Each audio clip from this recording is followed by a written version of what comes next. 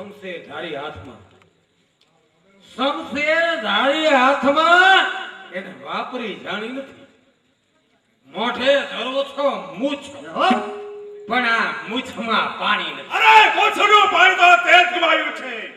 એક મચ્છીમારની કન્યાને માતા બનાવી, યુવરાજની પદવી ગુમાવી છે. સાલવરા પદવી છે એક પ્રયત્નથી પ્રાપ્ત થાય.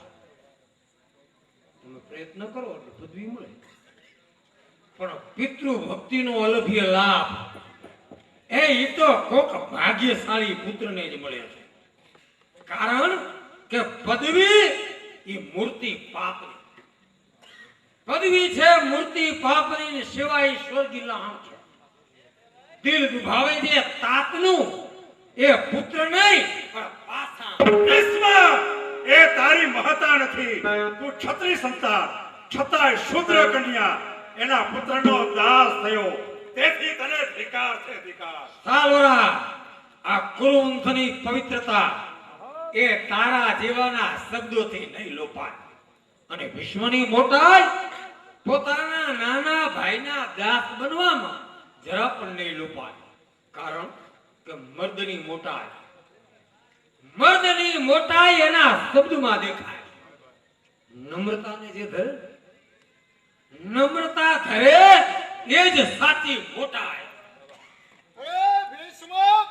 શરમ થાતી નથી વગર આમંત્રણે આવે અને આ તમારી ચંદ્રવંશી પૂર્ય ધર્મની કીર્તિને એ કલંક શા માટે લગાડો છો? કાશીરાજ, તમારા એક લુખ્ખા સત્કારની તાબે થઈને ભીષ્મ આવે એના કરતા વિના આમંત્રણે આવી અને આ બધાય શમશેર ધારીઓ આ બધાયનું અહીંયા પાણી ઉતરે એમાં જ આ ભીષ્મની અરે વાહ!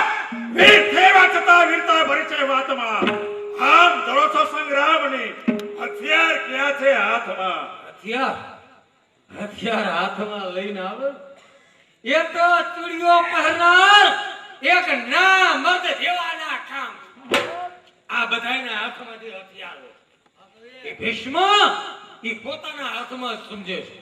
સાંભળો, પરણવાના ઉમંગે આવેલા પૃથ્વીના પતિઓ જેમ ભીષ્મની પ્રતિજ્ઞા ભયંકર એવો જ આ ભીષ્મનો કોપ એ પણ ભયંકર. બચવું હોય તો બધાય શમશેર છોડી ભીષ્મનો જય. આ સો શેકડો શરીર સામે ભીષ્મની આસક્તિ ભીષ્મની નથી પણ એની પિતૃભક્તિનો પ્રભાવ. જુઓ મા બાપનો ત્યાગ કરનારા અધમ કુપુત્રો એક આ પિતૃભક્તિનો દાખલો તો જુઓ કે એક મસ્તક ઉપર મારા એક મસ્તક ઉપર ઉછળતી લાખો જ્યાં તલવાર, પણ પિતૃભક્તિ પાસ શક્તિ સર્વની લાતા. અરે છાટ! છોડ્યા બધાય શસ્ત્ર, પણ મુજ હાથમાં હથિયાર છે. પછી કાફલો કંગાળનો. આ તો એક ક્ષત્રિયનો દરબાર છે. અરે ક્ષત્રિયોનો દરબાર પણ ના મર્દથી ભરપૂર છે. કમરે ઘરવા શમશેર એ શમશેરમાં ક્યાં સૂર છે. વીર કહાવો છતાં વીરના કામ જોતો નથી. આ ભીષ્મને હરાવે એમાં આમ એકેય જોતો. અરે તો પછી ખાડા તળા ખેલ ખેલાય તો પરવાર નહીં. રક્ત તળા રેલન અહીં રેલાય તો પણ પરવાર નહીં. જો ધર્મ અને કર્તવ્ય બેયનું યુદ્ધ મારે બજાવવું. આજ પિતાના વચન ઉપર કુરબાન થવું છે. અંબિકા અને અંબાલિકા તમે બે બહેનો આગળ થાઓ. આવો મારી સામે આવો.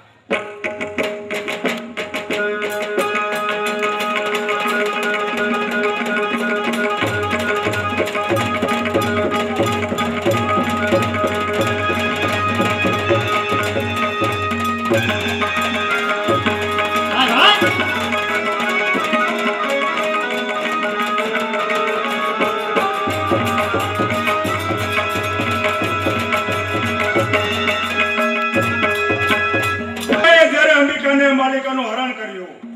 હું એમ પાછળ થયો. તમે બધા રાજા એની પાછળ થયા હોત તો ભીષ્મની તાકાત નહોતી કે ત્રણેય કન્યાનું હરણ કરીને હસ્તિનાપુર ભેળો થઈ જાય. અહીંયા મરવા જવાય કાંઈ? પૃથ્વીના રાજ તમારાથી ન થાય. કોણ છે આગળ? જવાય. સામ્રાજ્ય કહો હા. કે કોઈ સ્ત્રી અંદર આવવાની રજા. કોઈ સ્ત્રી અંદર આવવાની રજા મગાવે. બધા છે. અંબા સાવને શરણે આવે છે. અંબા ભીષ્મનું શરણ છોડી અને મારા શરણે શા માટે? ભીષ્મ મને હારી ગયો હતો પણ મારી ઈચ્છા વિરુદ્ધ. તો હવે હવે આ હૃદય અને આ માળા આપને અર્પણ કરવા આવી છું. સબોર એ હૃદય અને માળા જેને સ્વીકારવાની ઈચ્છા હોય તેને રાખો. એટલે આપ નાખો છો જી હા. કારણ એટલા જ માટે ભીષ્મએ જ્યારે અંબિકા અને અંબાલિકાનું હરણ કર્યું ત્યારે તું પોતે જ એના રથ ઉપર ચડી બેઠી હતી કે નહીં? સાલોરાજ એ મારી ઈચ્છાનું પરિણામ નહોતું પણ મારા ગભરાટનું પરિણામ હતું. સારું આ બધું સમજે છે કે જૂઠા મનુષ્યો પોતાની ભૂલ છુપાવવા સચ્ચાઈ આડંબરી શબ્દોની જાળ બિછાવે છે, પરંતુ લક્ષ્ય રાખ કે પરસ ગયેલ પુષ્પ તેને ભમ્મર કદી સૂંઘતો નથી. તેમજ પાર ઘેર ગયેલી સ્ત્રીને સાચો પુરુષે સ્વીકારતો નથી. સાલોરાજ અંબાના દેવ પર વજ્રના ઘા કરજો પણ અંબાના ચારિત્રને લાંછન નહીં લગાડતા. હું પરઘર ગયેલી છું પણ વેશ્યાની પેઠે પવિત્રતા લૂંટાઈને નથી આવી. અગ્નિમહી કુંદન પડે પણ જાત પલટાતી નથી. સોસાય સિંહણ ભૂખતી પણ તરણને ખાતી નથી. અરે જ્વાળામુખી ફાટ્યો એ જળ ધોધથી ઠરતો નથી. વિશ્વાસ ઉઠી ગયા પછી શબ્દથી મરતો નથી. આ સાલો તને સ્ત્રી તરીકે તો નહીં જ સ્વીકારે. ત્યારે? સાલોના દરબારમાં હજારો વારંગરાઓ નૃત્ય નાચ કરી પોતાનું પેટ ભરે છે, તેમ તું થાય એક વારંગના સાલોના નાખેલા એઠા ટુકડાથી તારું પેટ ભર. હાય. અંબાને ઝેર ન મળ્યું કે વારાંગના શબ્દો સાંભળવા અહીં આવી. અંબાને સર્પે ડંસ ન દીધો કે વારાંગના શબ્દો સાંભળવા અહીં ઊભી રહી. અંબા જે સ્થાનમાં આવકાર નથી ત્યાં સન્માન જાળવવું એ તો એક મૂર્ખા મનુષ્યનું કામ છે. સાલ્વરાજ ગરજુ મનુષ્યો હંમેશા મૂર્ખ ગણાય છે પણ તેથી મૂર્ખ આપ છો અને બંને અન્યને બે અકલ બનાવો છો. રત્ન જે કંઠે શોભે એને ચરણે દબાવો છો. બે અકલ છો આપ અને અન્યને મૂર્ખ બનાવો છો. આ બસ સ્ત્રીઓની વીરતા એના શબ્દમાં હોય છે, તેની દ્રષ્ટિ ક્યાં હોય કે પાણીએ. હાસ્ય મુખ ઉપર અધમતા તો બધી અંતરમાં જ હોય છે. અંબાને અધમ કેનારો નરાધમ. અંબા સ્નેહ મૂર્તિ નથી પણ હવે રુદ્ર મૂર્તિ છે. છતાં તું એક સ્ત્રી છે. હું સ્ત્રી છું છતાં મારામાં સ્ત્રીત્વ છે. તું પુરુષ છે છતાં તારામાં પુરુષ તો ક્યાં છે?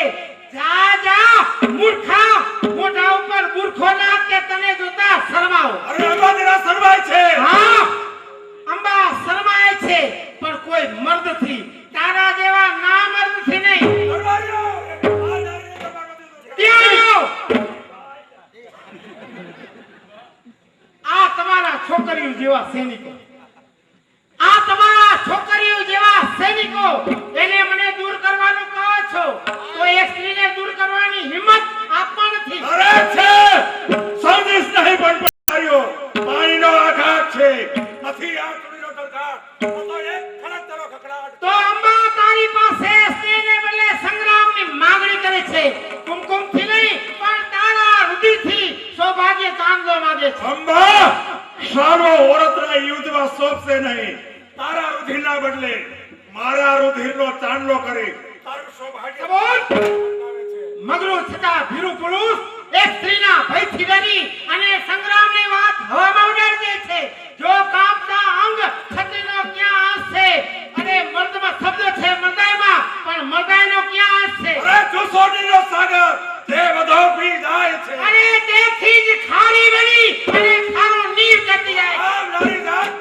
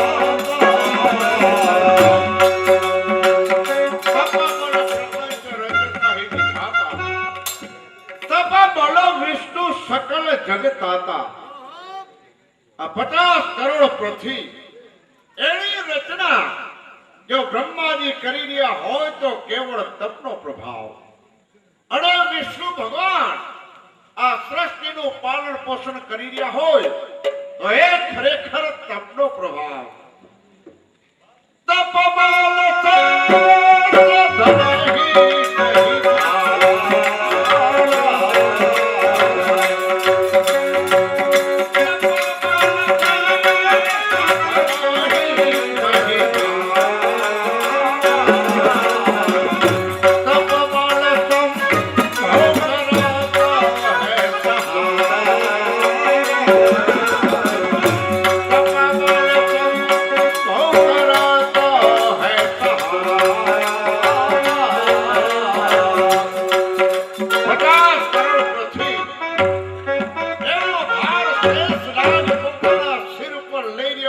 કેવળ તપનો પ્રભાવ અને ભગવાન ભોળોનાથ આ સૃષ્ટિનો સંહાર કરી રહ્યા હોય તો કેવળ તપનો પ્રભાવ સકલ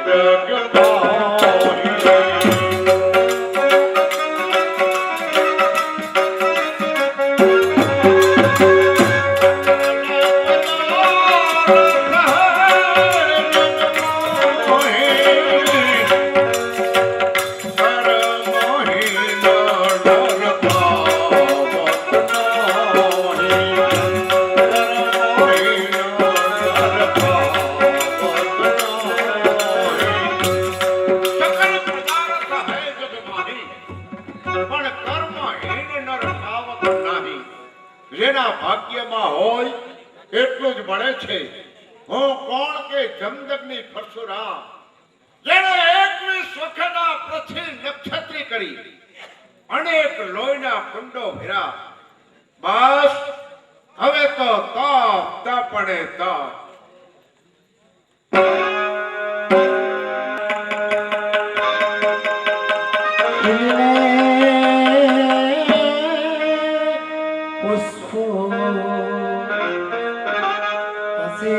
વનમાં